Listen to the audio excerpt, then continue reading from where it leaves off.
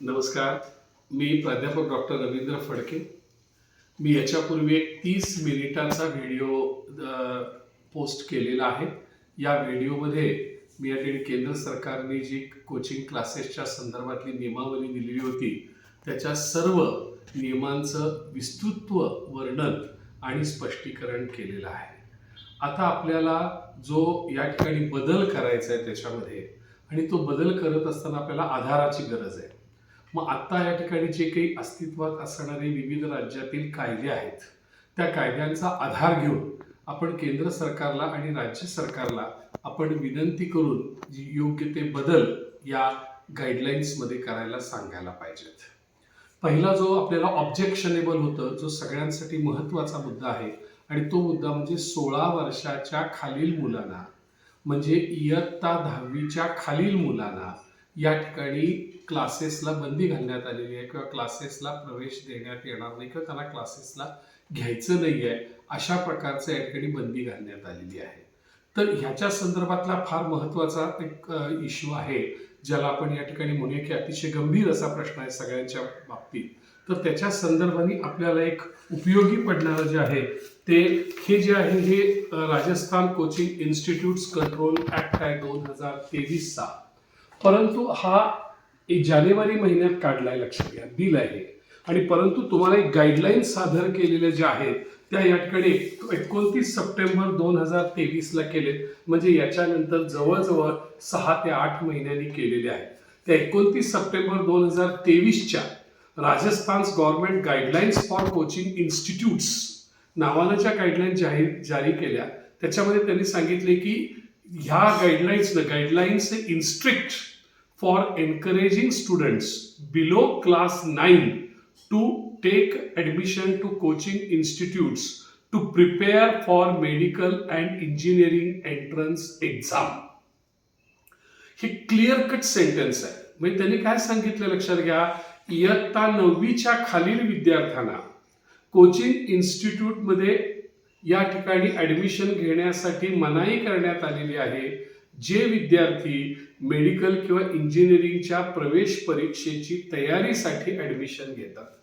म्हणजे clear cut म्हणलंय sir की 10वीच्या खालील विद्यार्थी म्हणजे 9वी पासूनचे विद्यार्थी जे मेडिकल आणि इंजिनिअरिंगच्या एंट्रन्स एक्झामच्या परीक्षेची तयारी करतायत त्यांना त्या अशा कोचिंग इन्स्टिट्यूटमध्ये प्रवेश घेण्यासाठी त्यांना रिस्ट्रिक्ट म्हणजे मनाई करण्यात आलेली आहे. म्हणजे हा जर मुद्दा आपण या ठिकाणी केंद्र सरकारला जर दाखवला, ह्या राजस्थान 29 सप्टेंबर 2023चा Rajasthan government guidelines for coaching institutes हा जर आपण दाखवला तर निश्चितपणे ह्या 16 वर्षाच्या खालील जी क्लासला बंदी घालण्यात आलेली आहे ती बंदी या ठिकाणी संपून जाऊ शकते, लक्षात घ्या. आणि या ठिकाणी राजस्थानच्या ज्या ह्या बिल आहे त्या बिलमध्ये त्यांनी असं क्लिअर कट म्हणले, नियम क्रमांक 4 मधला ई मधला 4था आकडा, ह्यात त्यांनी सांगितले की फॅसिलिटी ऑफ टॉयलेट्स असं त्यांनी म्हटलंय, लक्षात घ्या. म्हणजे फक्त facility of toilets and arrangement of counsellors, म्हणजे तुम्ही काउन्सिलर्स नेमांचे नाहीत, अरेंजमेंट करायचे. आणि फॅसिलिटी ऑफ टॉयलेट्स आहे, there is no need to separate toilets for boys and girls, there is no need to have the toilets within the premises also. हे सगळे नियम cut करून राजस्थान बिलनुसार फॅसिलिटी ऑफ टॉयलेट्स एवढंच त्यांना आपण घालण्यासाठी विनंती करू शकतो. नियम क्रमांक राजस्थान बिलचा राजस्थान याचा 4E 4थ्या आकडानुसार आपण या ठिकाणी करू शकतो, लक्षात घ्या. हा झाला राजस्थानचा ऍक्ट.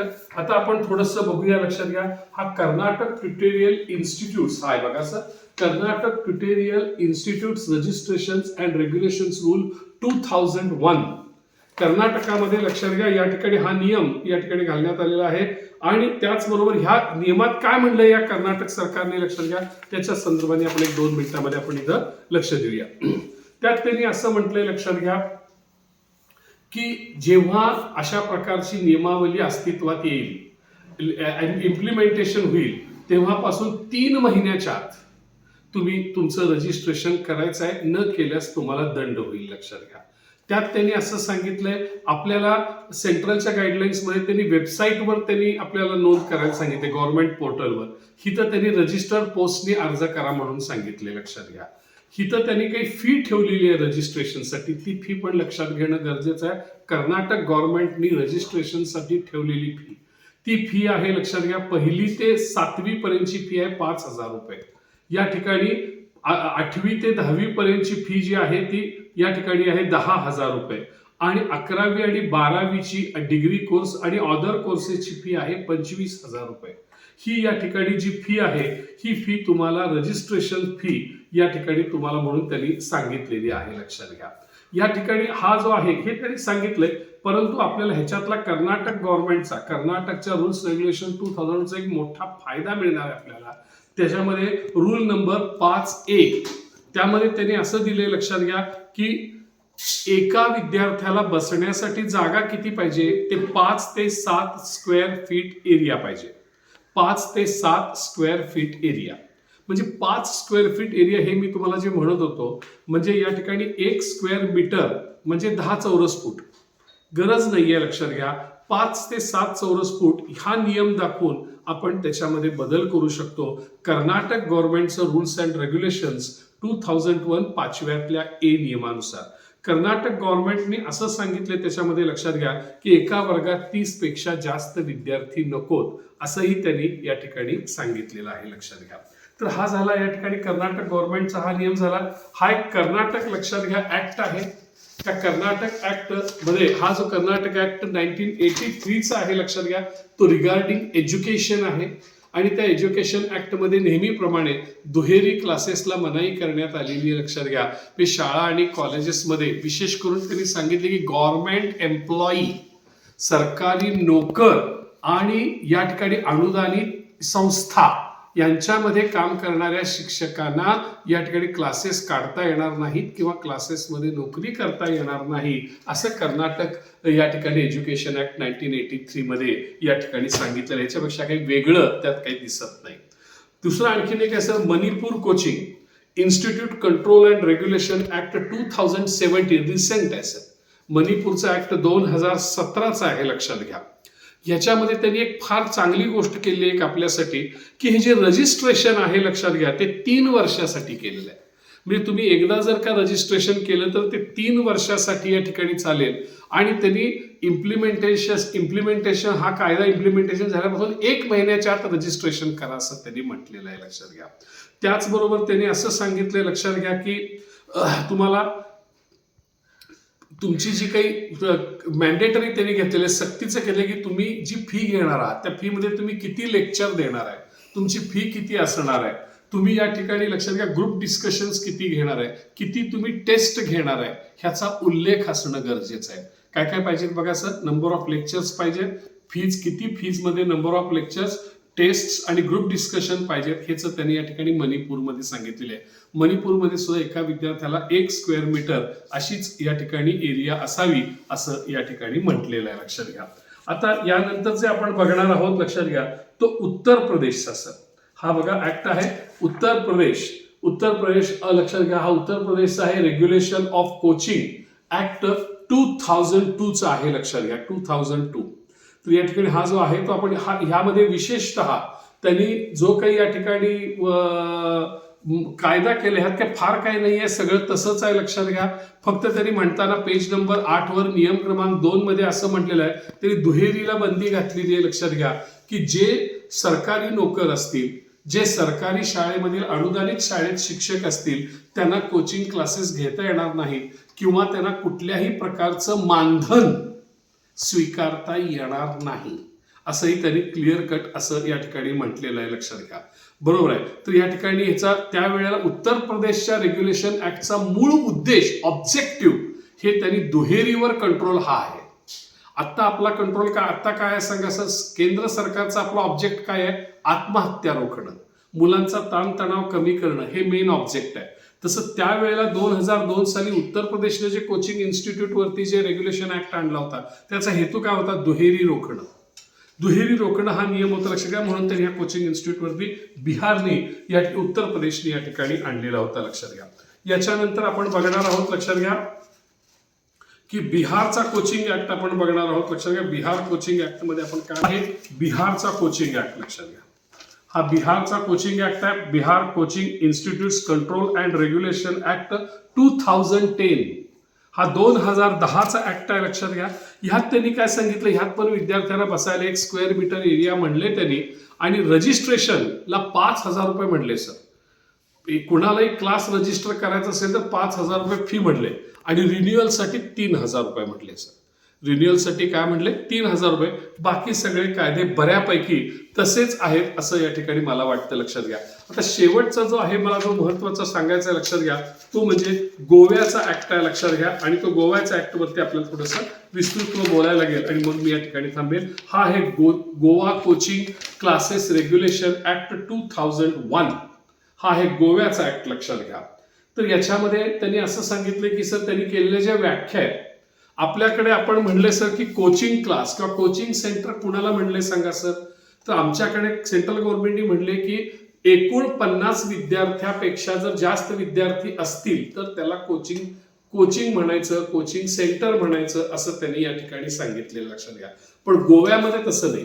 गोव्यामध्ये असं त्यांनी सांगितलंय, एकाच वेळेला 5 पेक्षा जास्त विद्यार्थी असतील तर त्याला कोचिंग क्लास म्हणायचं. एकाच वेळी 5 पेक्षा जास्त विद्यार्थी असतील तर त्याला कोचिंग क्लास म्हणायचं, असं या ठिकाणी त्यांनी सांगितलं, लक्षात घ्या. त्यांनी असं सांगितलंय की प्रत्येक वर्षाला या ठिकाणी रजिस्ट्रेशन आणि रिन्युअल पाहिजे. म्हणजे रजिस्ट्रेशन पाहिजे, आणि त्या रजिस्ट्रेशन नंतर दर वर्षाला 31 मार्चला वर्ष संपेल, 1 एप्रिल ते 31 मार्च असं वर्ष असेल, आणि 31 मार्चच्या अगोदर 2 महिने तुम्हाला त्याचं रिन्युअल या ठिकाणी करावं लागेल. ह्यांनी रिन्युअलची फी सांगितली सर, तशी फी या ठिकाणी कमी आहे. या ठिकाणी रजिस्ट्रेशन जर तुमचे प्रायमरीचे क्लास असतील इयत्ता 1ली ते 4थी, आणि जर तुमचा क्लास 50 पेक्षा कमी विद्यार्थी संख्येचा असेल तर तुम्हाला 200 रुपये या ठिकाणी रजिस्ट्रेशन फी आहे. 100 पेक्षा कमी विद्यार्थी असतील तर 400 रुपये रजिस्ट्रेशन फी आहे, आणि 100 पेक्षा जास्त विद्यार्थी असतील तर 500 रुपये रजिस्ट्रेशन फी आहे.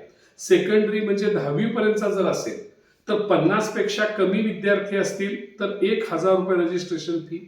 100च्या आत असतील तर 1250 रजिस्ट्रेशन फी, आणि 100 पेक्षा जास्त असेल तर 1,500 रुपये रजिस्ट्रेशन फी. हायर सेकंडरी म्हणजे 11वी 12वी सर, त्यासाठी 50 पेक्षा कमी विद्यार्थी असतील तर 2,000 रजिस्ट्रेशन फी, आणि 100 पेक्षा जास्त असतील तर 3,000 रुपये फी, अशी त्यांनी या ठिकाणी सांगितले. असंच लक्षात घ्या, टेक्निकल प्रोफेशनल कोर्सेस जे आहेत, टेक्निकल किंवा प्रोफेशनल कोर्सेस, त्याला लक्षात घ्या 50 पेक्षा कमी असेल तर 7,000 रुपये रजिस्ट्रेशन, 100 पेक्षा जास्त असेल तर 8,000 रुपये रजिस्ट्रेशन, आणि रिन्युअलसाठी निम्मी रक्कम आहे सर. रिन्युअलसाठी किती रक्कम आहे? निम्मी रक्कम आहे, लक्षात घ्या. दरवर्षी रिन्युअलसाठी दातांनी सांगितलेल्या रकमेच्या, लक्षात घ्या. यात त्यांनी काही सांगताना असं सांगितलं सर ह्या ऍक्टमध्ये की कुठल्याही शाळा कॉलेजेसच्या कॅम्पसमध्ये तुम्हाला क्लासेस सुरू करता येणार नाहीत, असं त्यांनी क्लिअर कट या ठिकाणी मेन्शन केलं गोव्याच्या याच्यामध्ये, लक्षात घ्या. त्यांनी असं सांगितलं की तुम्ही जे प्रॉस्पेक्टस देणार आहात, अदर मटेरियल घेणार आहात, टेस्ट घेणार आहात किंवा नोट्स देणार आहात, ह्याच्यासाठी सेपरेट फी आकारायची नाही. एकच फी काय असेल ती तुम्ही या ठिकाणी सांगायची आहे. वर्षाला तुम्ही सीए करणं, ऑडिट करून घेणं गरजेचं आहे, लक्षात घ्या, असं त्यांनी या ठिकाणी सांगितलंय. त्या ऍक्टमध्ये असंही सांगितलं की जर तुम्हाला क्लास शिफ्ट करायचा असेल तर तुम्हाला पूर्व परवानगी या ठिकाणी घ्यावी लागेल, लक्षात घ्या. त्यांनी असं सांगितलं की जी फी गव्हर्नमेंटनं ठरवून दिलेली आहे, सरकारनं जी काही फी ठरवून दिली तुम्हाला, त्याच्यापेक्षा तुम्ही जास्त फी घ्यायची नाहीये. आणि जास्त फी काही जास्त तुम्ही अम्युनिटीज आणि फॅसिलिटीज देणार असाल तर तुम्ही जास्त फी करणार असाल तर या ठिकाणी तुम्हाला सरकारची किंवा अधिकाऱ्याची परवानगी घ्यावी लागेल. तुम्ही कुठलाही नियम मोडला तर तुम्हाला 50,000 रुपयाचा दंड असेल, असं या गोवा ऍक्ट मध्ये म्हटलेलं आहे. मगाशी मी तुम्हाला सांगितल्याप्रमाणे कोचिंग क्लास कुणाला म्हणायचं, तर एकाच वेळी 5 पेक्षा जास्त विद्यार्थी असतील तर. मग एका बॅच मध्ये जास्तीत जास्त किती विद्यार्थी पाहिजेत? 25च विद्यार्थी त्यांनी सांगितले. एका बॅच मध्ये 25च विद्यार्थी या ठिकाणी त्यांनी सांगितलंय. आणि पुढे गोवा ऍक्ट मध्ये सांगितले की एका दिवसामध्ये 6 पेक्षा जास्त तुम्हाला बॅचेस घेता येणार नाहीत. 6 पेक्षा जास्त बॅचेस तुम्हाला घेता येणार नाही. आणि ह्या ऍक्ट मध्ये आणखीन एक फार महत्वाचा मुद्दा यात टाकलेला आहे की मला 2-4 ह्या ह्या राज्यांच्या ऍक्ट मध्ये स्वतःने असं सांगितलंय, गव्हर्नमेंट एम्प्लॉई आणि गव्हर्नमेंट एडेड किंवा गव्हर्नमेंट फंडेड इन्स्टिट्यूशन्स मधल्या शिक्षकांना क्लासेस घेता येणार नाहीत. म्हणजे जिथं गव्हर्नमेंट एडेड स्कूल्स कॉलेजेस नाही आहेत, जिथं गव्हर्नमेंट फंडेड स्कूल्स कॉलेजेस नाही आहेत, त्या लोकांना क्लासेस घेता येतील असं अप्रत्यक्षपणे या ठिकाणी इथं म्हटलं गेलेलं आहे. लक्षात घ्या, या 2-4 ऍक्ट्समध्ये या ठिकाणी स्पष्ट उल्लेख आहे की जे गव्हर्नमेंट एम्प्लॉई आहेत आणि जे गव्हर्नमेंट फंडेड इन्स्टिट्यूशन्स मधले शिक्षक आहेत त्यांना कोचिंग क्लासेस घेता येणार नाहीत असं त्यांनी या ठिकाणी स्पष्ट म्हटलेलं आहे. हा काही नियम बघता केंद्र सरकारने जो आता आपला जो काही नियम केलेला आहे, गाईडलाईन्स दिलेल्या आहेत, त्या बऱ्यापैकी चांगल्या आहेत. जे काही लक्षात घ्या 16 वर्षाच्या खालील मुलांना क्लासेसला यायला मनाई करण्यात आलेली आहे किंवा क्लासेस घ्यायला मनाई करण्यात आलेली आहे, हा कायदा आपण राजस्थान गाईडलाईन्स नुसार बदलू शकतो. लक्षात घ्या, कारण ते फक्त फाउंडेशन कोर्ससाठी आहे असं म्हणू शकतो. जागेचा प्रश्न आहे, 1 स्क्वेअर फीटचा 1 स्क्वेअर मीटरचा, तोही आपल्याला या ठिकाणी बदलून घेता येईल. आणि तो या ठिकाणी आपल्याला बदलून घेत असताना कर्नाटक या ठिकाणी ऍक्ट प्रमाणे आपल्याला 5 चौरस फूट या ठिकाणी असाही आपल्याला या ठिकाणी करता येईल.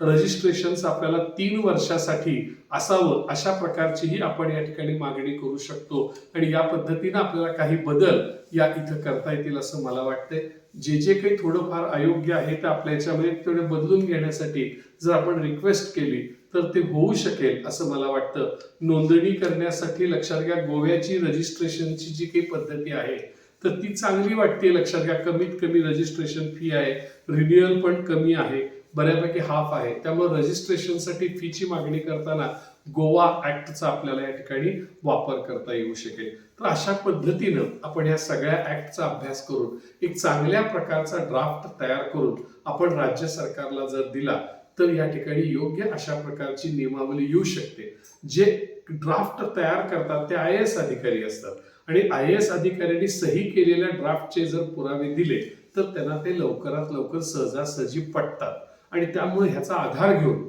आपण ड्राफ्ट करणं गरजेचं आहे असं वाटतं. पण त्याच्या अगोदरही केंद्र सरकारला भेटून या ठिकाणी काही केंद्र सरकारच्या गाईडलाईन्स मध्ये बदल करून घेणं गरजेचं आहे. तरच त्या राजकारण राज्य सरकार ऍक्ट बनवत असताना या ठिकाणी राज्य सरकार ऍक्ट बनवत असताना किंवा अध्यादेश काढत असताना केंद्र सरकारच्या या ठिकाणी 80 ते 90% गाईडलाईन्सचा वापर करणार हे तुम्ही ध्यानात घ्या. त्यामुळे त्या गाईडलाईन्स वरती जी दुरुस्ती आहे ती सर्वात महत्वाची आहे, हेही आपण लक्षात घेतलं पाहिजे. आपण माझा ऐकलात आणि पुन्हा एकदा आपण हा व्हिडिओ ऐकावा आणि पुन्हा आपण या ठिकाणी बदल करण्यासाठी एकत्रित यावं अशी मी विनंती करतो. धन्यवाद.